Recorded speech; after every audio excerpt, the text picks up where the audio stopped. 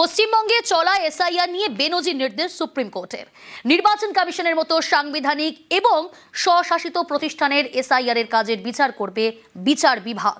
অনেকেই বলছেন এমন নির্দেশ এই প্রথম বেনজির।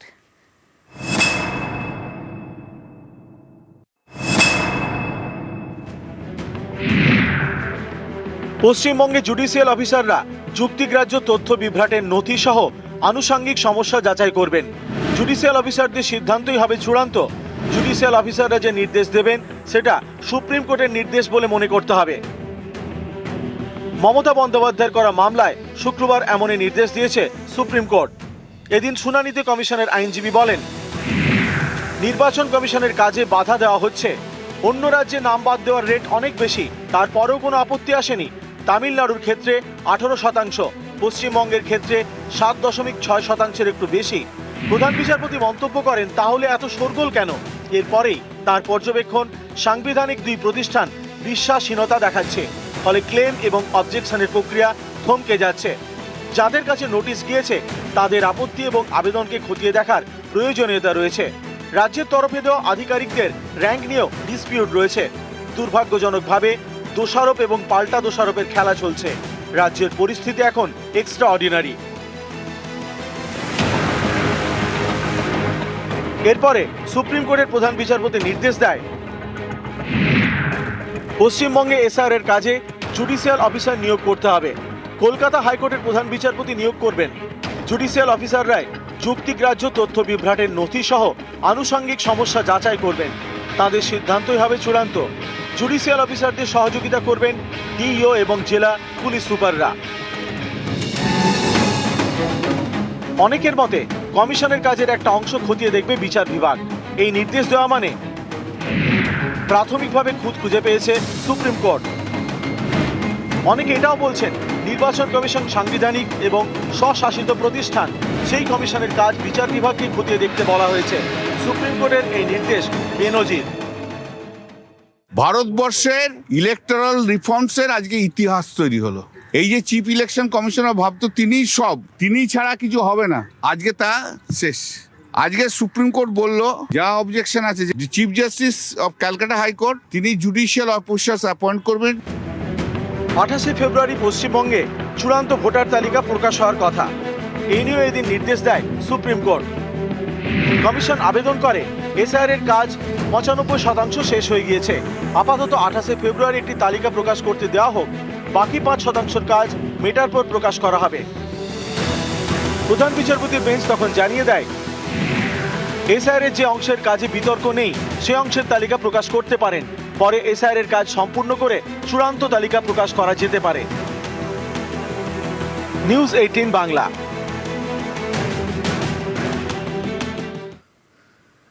মমতা বন্দ্যোপাধ্যায়ের সওয়ালে সুপ্রিম কোর্টের মান্যতা।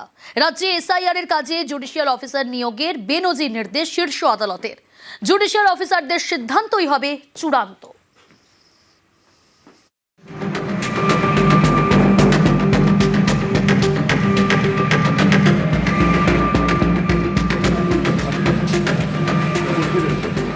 That their SIR process is only for deletion, not for inclusion. Mismatch not only the title, sir. Mismatch, mismap, unplanned. SIR নিয়ে সুপ্রিম কোর্টে মমতা বন্দ্যোপাধ্যায়ের করা মামলা। শুক্রবার সেই মামলা শুনানি হয়। সেখানে প্রধান বিচারপতির বেঞ্চ নির্দেশ দেন, পশ্চিমবঙ্গে এসআইআর এর কাজে জুডিশিয়াল অফিসার নিয়োগ করবেন কলকাতা হাইকোর্টের প্রধান বিচারপতি। জুডিশিয়াল অফিসাররাই যুক্তিগ্রাহ্য তথ্য বিভ্রাটের নথি সহ আনুষঙ্গিক সমস্যা যাচাই করবেন। জুডিশিয়াল অফিসারদের সিদ্ধান্তই হবে চূড়ান্ত। জুডিশিয়াল অফিসারদের কাজে বাবু কালচার চলবে না। তাদের পরিকাঠামোগত সহায়তা করবেন ডিস্ট্রিক্ট ইলেকটোরাল অফিসার এবং জেলা পুলিশ সুপাররা। ভারতবর্ষের ইলেকটোরাল রিফর্মসের আজকে ইতিহাস তৈরি হলো। আজকে সুপ্রিম কোর্ট বলল, এই যত কেস আছে, যা ক্লেম আছে, যা অবজেকশন আছে, যেগুলো ডাউটফুল আছে, chief justice of Calcutta high court তিনি জুডিশিয়াল অফিসার্স অ্যাপয়েন্ট করবেন। Final decision will be taken by the judicial officer supreme court কথাও বলেছে ভারতবর্ষের সংবিধানের মানুষের অধিকার হচ্ছে সবচেয়ে বড় অধিকার, এবং যত ডকুমেন্ট আছে যেগুলো আপলোড দিয়েছে আপলোডও হয়নি, সেই ডকুমেন্টকেও এক্সামিন করতে হবে। যুক্তিগ্রাহ্য তথ্য বিভ্রাটের কথা বলে ভোটার তালিকা থেকে নাম বাদ দেওয়ার চক্রান্ত করা হচ্ছে, এই অভিযোগে সরব মমতা বন্দ্যোপাধ্যায়। তিনি সুপ্রিম কোর্টে মামলা করেন, নিজের সওয়ালও করেন। That their SIR process is only for deletion, not for inclusion. Mismatch not only the title, sir. Mismatch, mismap, unplanned. Now suppose a daughter after marriage, she go to the in-laws house. Now why she's change her title? Why she's using the husband's name, husband's title? That is also mismatch. Yes, sir, they have done it, sir. Number two, sir, there are some daughters who married and shifted the in-laws house. Their name also just unilaterally deleted. It is just because they shifted their houses. Sir, you will appreciate sometimes some people work some office, they transferred other offices, they work somewhere. Sometimes the poor people, they purchase the flats, they shifted their addresses, but they are the genuine people are staying there. But because of the name of logical discrepancy, now they change the name. No, instead of logical discrepancy, when you gave order, sir, they violated, and they say it is the discrepancy mapping. গত 9 ফেব্রুয়ারি supreme court নির্দেশ দেয় রাজ্যকে ৮৫০৫ জন অফিসারের তালিকা দিতে হবে। রাজ্যের অফিসাররাই micro observer হিসেবে কাজ করবেন। মাইক্রো অবজারভাররা কোনো সিদ্ধান্ত নিতে পারবেন না। ইআরও এবং এইআরওদের কাজে তারা শুধু সাহায্য করবেন। শুনানিতে চূড়ান্ত সিদ্ধান্ত নেবেন ইআরও এবং এইআরও। মাইক্রো অবজারভার নিয়ে মমতা বন্দ্যোপাধ্যায়ের আপত্তিতে মান্যতা দেয় সুপ্রিম কোর্ট। এবার যুক্তিগ্রাহ্য তথ্য বিভ্রাট নিয়েও মমতার সওয়ালে সুপ্রিম মান্যতা। জুডিশিয়াল অফিসার নিয়োগ করার নির্দেশ শীর্ষ আদালতের। মমতা বন্দ্যোপাধ্যায় যে কথা বলেছে, অভিষেক বলেছে, আমরাও চেষ্টা করেছি, সবাইকার মান্যতা পেয়েছে। নিউজ 18 বাংলা।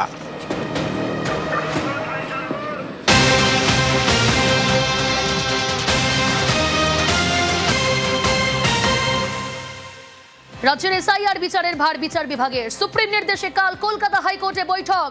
এই বৈঠক কখন শুরু হবে, কি জানা যাচ্ছে, বৈঠক সম্পর্কে আরো ডিটেল জানাবে অর্ণব রয়েছে আমার সঙ্গে। অর্ণব, দেখো, হাইকোর্ট সূত্রে খবর কাল দুপুর 12টার পর জিপিআরতে এই বৈঠক হতে চলেছে এবং সুপ্রিম কোর্টের নির্দেশে প্রধান বিচারপতিকে রিকোয়েস্ট করা হয়েছে এই বৈঠক যত দ্রুত সম্ভব 21 তারিখই প্রধান বিচারপতির যে অ্যাভেলেবেল সময় তার মধ্যে ডাকতে এবং কোনো রকম সময় নষ্ট না করে 12টার পরই এই বৈঠক হতে চলেছে। এবং তোমায় জানিয়ে রাখি, যেহেতু প্রি শিডিউল একটি অনুষ্ঠান ছিল প্রধান বিচারপতির কলকাতা হাইকোর্টের মধ্যেই আমাদের রাজ্যের জিএসটি ট্রাইব্যুনাল নিয়ে, সেক্ষেত্রে রাজ্যের মুখ্য সচিব এবং প্রধান বিচারপতি সকাল 10টাতেই কলকাতা হাইকোর্ট প্রবেশ করে যাবেন। কিন্তু জিএসটি ট্রাইব্যুনালের কাজ শেষ হওয়ার পর দুপুর 12টার পর এই এসআইআর এর যারা স্টেক হোল্ডার রয়েছে সব পক্ষকে নিয়ে সুপ্রিম কোর্টের নির্দেশ মতো এই বৈঠক হতে চলেছে দুপুর 12টার পর জিপিআরতে। বেশ। সুপ্রিম কোর্টের নির্দেশে অখুশি নন শুভেন্দু, বললেন খারাপ কিছু হবে না। দুটো সাংবিধানিক সংস্থা এই পুরো প্রসেসটার মধ্যে ইনভলভ ছিল। একটা হচ্ছে জাতীয় নির্বাচন কমিশন, আরেকটা হচ্ছে রাজ্য সরকার। এবারে তৃতীয় আরেকটি সাংবিধানিক সংস্থা এর সঙ্গে যুক্ত হলো। আমি ব্যক্তিগতভাবে মনে করি খারাপ কিছু হবে না। কমিশন নিরপেক্ষ নয় প্রমাণিত, মন্তব্য কুণাল ঘোষের।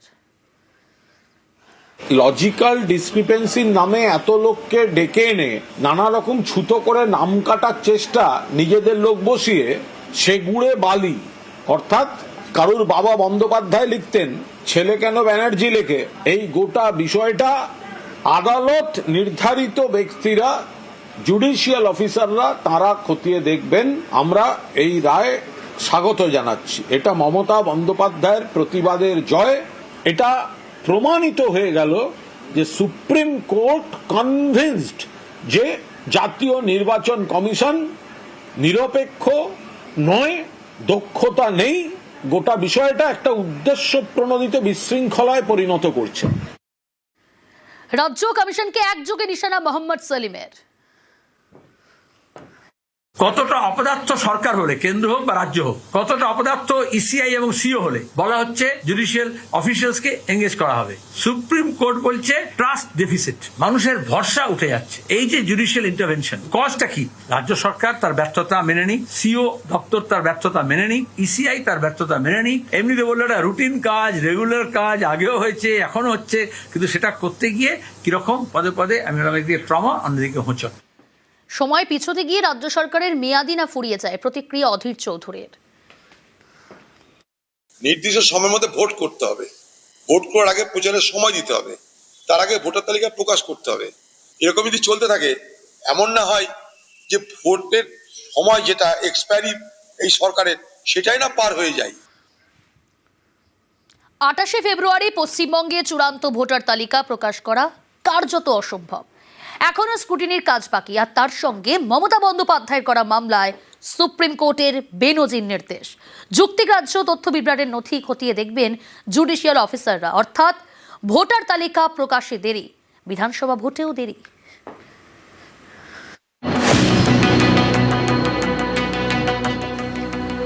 28শে ফেব্রুয়ারি পশ্চিমবঙ্গে চূড়ান্ত ভোটার তালিকা প্রকাশ হওয়ার কথা থাকলেও তা কার্যত অসম্ভব। এর কারণ একাধিক।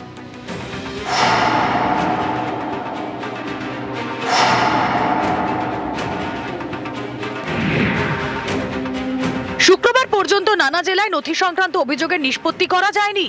বহু ভোটার শুনানির সময় যে নথি জমা দিয়েছেন তা কমিশনের তালিকা অনুযায়ী নয়। এই অসঙ্গতি চিহ্নিত করে নথি ফেরত পাঠানো হচ্ছে জেলা নির্বাচনী আধিকারিকদের কাছে। এটা মাইক্রো অবজারভারদের সুপার যাচাই প্রক্রিয়া।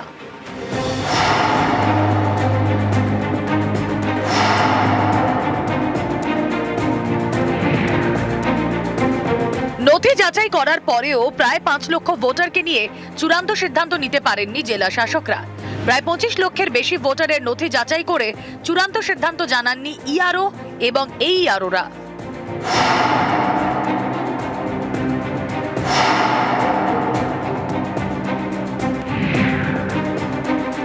কমিশন মনে করছে এখনো প্রায় 30 লক্ষ ভোটারের নথি ফের যাচাই করা প্রয়োজন। সব মিলিয়ে প্রায় 60 লক্ষ ভোটারকে নিয়ে নানা অভিযোগের এখনো নিষ্পত্তি হয়নি।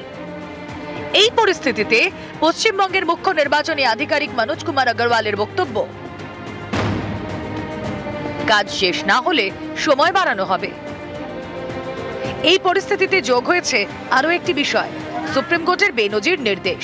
মমতা বন্দ্যোপাধ্যায়ের করা এসআইআর মামলায় শুক্রবার শীর্ষ আদালতের নির্দেশ, যুক্তিগ্রাহ্য তথ্য বিভ্রাটের নথি খতিয়ে দেখবেন জুডিশিয়াল অফিসাররা। জুডিশিয়াল অফিসারদের বাছাই করবেন কলকাতা হাইকোর্টের প্রধান বিচারপতি। এই নিয়ে শনিবার তিনি বৈঠক করবেন পশ্চিমবঙ্গের সিইও এবং নোডাল অফিসারের সঙ্গে।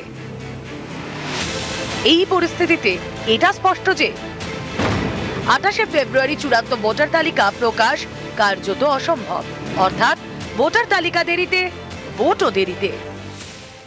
এখন এটাই সবথেকে বড় প্রশ্ন, এত সংখ্যক ভোটারের নথির অভিযোগের নিষ্পত্তি আদৌ সম্ভব শনিবারের মধ্যে, নাকি এর জন্য ফের সময়সীমা বাড়ানোর আবেদন রাজ্যের মুখ্য নির্বাচনী আধিকারিককে করতে হবে জাতীয় নির্বাচন কমিশনের কাছে? যদিও রাজ্যের মুখ্য নির্বাচনী আধিকারিক স্পষ্টভাবে জানিয়ে দিয়েছেন সময় প্রয়োজন হলে সময় বাড়াতে হবে।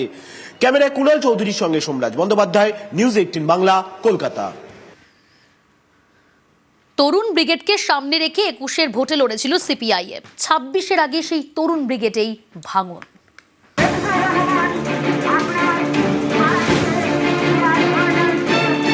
প্রতীকুরকে এবার অন্য প্রতীকে দলীয় পদ ছাড়ার কথা জানিয়ে সিপিআইএম এর রাজ্য সম্পাদক মোহাম্মদ সেলিমকে রবিবার চিঠি দেন প্রতীকুর রহমান।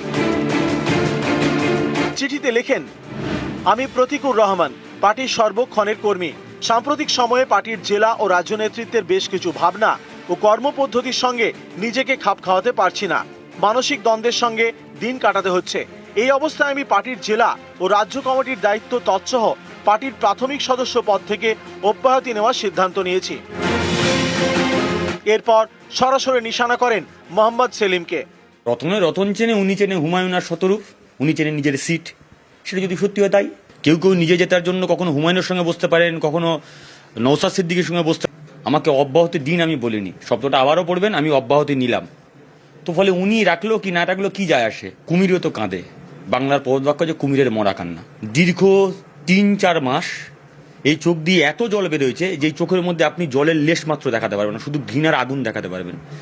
যে চোখের জলগুলো পড়েছে সেই চোখের জলের মূল্য উনি দিতে পারবেন তো? আমার কাছে নতুন প্রজন্মের একটা ছেলে মেয়ে পার্টির, অনেক পার্টিকে ইনভেস্ট করতে হয়, মুভমেন্ট, আন্দোলন, সংগ্রাম, প্রচার।